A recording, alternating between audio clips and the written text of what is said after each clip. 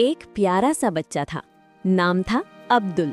वो बहुत हंसमुख और थोड़ा सा शरारती था। एक दिन अब्दुल घर में खेल रहा था। अम्मी ने कहा, बेटा अच्छा खेलना। अब्दुल ने सर हिलाया, मगर दिल में शरारत तैयार। सबसे पहले अब्दुल ने तकिए उठाए और फड़-फड़ करके फर्श पर फेंक दिए। वाह, नरम छलांगे लगाने की जगह बन गई। फिर अब्दुल ने अम्मी के चमचे और पतीले निकाले और ढम ढम ढम जोर से बजाने लगा। घर ढोल की तरह गूंजने लगा। अम्मी आई और बोली, ओए अब्दुल, ये क्या हो रहा है? अब्दुल मुस्कुराया, मैं म्यूजिक बना रहा हूँ।